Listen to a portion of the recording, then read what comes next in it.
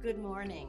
My name is Lynda Nagel, Chief Executive Officer of Advertising Standards Canada, or ASC. And I'm Janet Fісбі, Vice President Standards. Добрий день, привіт з Канади. Дуже вам дякую, що нас запросили. Linda? Thank you. We are very pleased to be able to participate in this important initiative and wish that we could be with you in the Ukraine. But this will just have to do for today. Think about advertising. Advertising plays a very important role in providing choice for consumers. It's even more important than you think, as it helps shape or at least reflects societal values. And our research shows that unacceptable ads affect consumer purchase decisions. As well, we know in Canada that Canadian consumers believe that having rules for advertising is very important. In Canada, we have a combination of regulation through the government and then self-regulation through our organization and another organization that regulates broadcast program content. But ASC is where we'll focus, and that's our organization. We were founded in 1957. We've been around a long time, on the belief that advertising self-regulation was in the best interest of the public and the industry.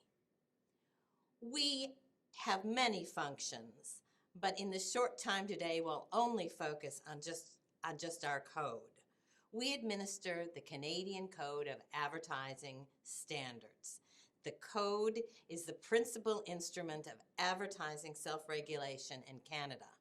We also administer, through the code, a consumer complaint mechanism that allows consumers from across Canada to lodge their concerns about advertising they see or hear every day with ASC.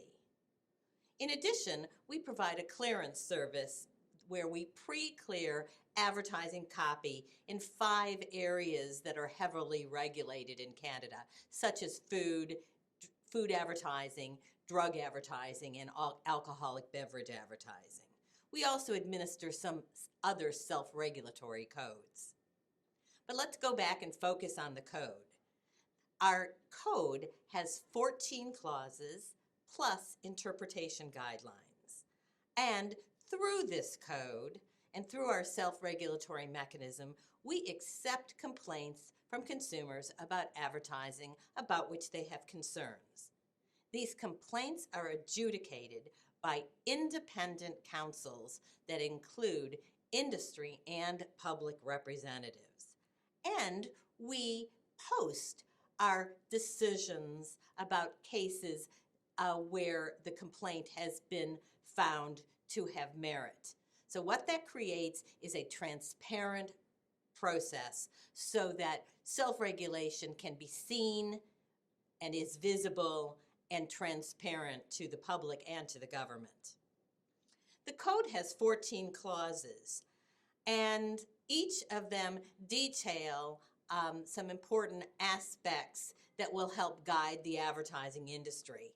But it is important to note that most of our complaints really come in just a couple of areas. First is misleading, and then another one is safety, and finally unacceptable depictions, which is where the issues of gender and sex roles fall.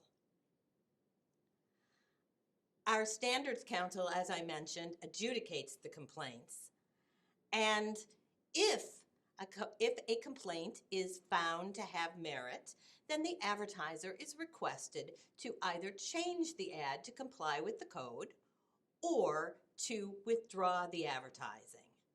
Now, this may not sound probable to you, but advertisers are very, very cooperative with this mechanism because the system has been around for a long time and the advertising industry is very supportive of it, because the alternative to self-regulation is government regulation, and the industry would like to regulate itself to the extent possible as a complement to other regulation. We also, as I said, we post cases where the complaint has been upheld. And this, of course, is a deterrent to advertisers as well, because they would like to have advertising, their advertising be compliant and not be posted on ASC's website as being non-compliant or out of sync with the code. Now, if the advertiser for some reason did not comply, and this happens very, very rarely, then ASC would request the support of the media. Janet? Thanks, Linda. So I'm going to speak about unacceptable depictions and portrayals, particularly gender. These are the kind of concerns that we get, demeaning, stereotyping, or making fun of women, men, religion, or identifiable groups. I must say we get very few complaints about depictions of men, so the examples that I have for you today are all about women. I'll take you briefly through Clause 14. The preamble says that an ad may be distasteful without conflicting with the provisions of this clause, but what does conflict with the clause and raise an issue are ads that condone discrimination, including that based on sex, ads that appear in a realistic manner to exploit or condone violence, ads that demean or denigrate an identifiable person or group, such as women or men, ads that display obvious indifference to conduct or attitudes that offend the standards of public decency. Now, I have two examples to share with you today of cases that were adjudicated by our standards councils. The first is an out-of-home ad for a radio station. We had 10 complaints that the ad demeaned women. It was reviewed and upheld by council under clauses C and D of clause 14. Here's the ad.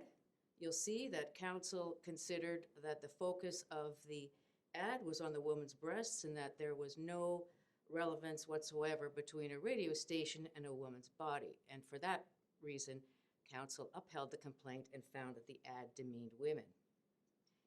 The next example was a billboard in downtown Toronto, an ad for a clothing retailer. We had one complaint that the ad was inappropriate for display in out-of-home media and was demeaning to women. Again, it was considered by council and upheld under clauses 14C and D. Here is the ad. You'll see this was actually an ad for tights, but again, the focus of the ad was on the woman's bottom, and council considered that it was gratuitous in an ad for tights to depict a woman who was not wearing a top, and found that it demeaned women. We have some other guidance with respect to gender portrayal that I'm briefly going to take you through today, our gender portrayal guidelines, and the council uses the guidelines in determining whether there is a demeaning depiction of women or men. First principle, authority should be an equal representation of women and men in roles of authority. Decision-making, women and men should be portrayed equally as single decision makers for all purchases. Sexuality. Ads should avoid the inappropriate use of sexuality and exploitation of sexuality of both women and men, and some considerations that I've talked about. Is the camera focused on a part of a woman's or man's body? Does the ad objectify women or men? Are parts of the body segmented, for example, the head cut off? Is the degree of nudity gratuitous or relevant? Some degree of nudity may be relevant, for example, in lingerie or swimwear ads. Violence, neither sex should be portrayed as exerting domination over the other by threats or actual force. Ads should portray women and men in the full spectrum of diversity, both inside and outside the home. And language, advertising should avoid language that misrepresents, offends, or excludes women or men. Now, I will turn it over to Linda to close. Think about the society in which you wish to live. A society where men and women and boys and girls have equal opportunity and are treated equally, both in advertising and in society.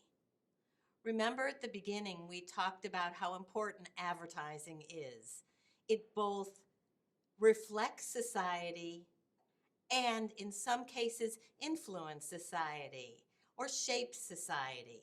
So recognizing the power of advertising, creating advertising that depicts men and women as equals will go a long way to helping your society prosper and flourish with men and women as equals.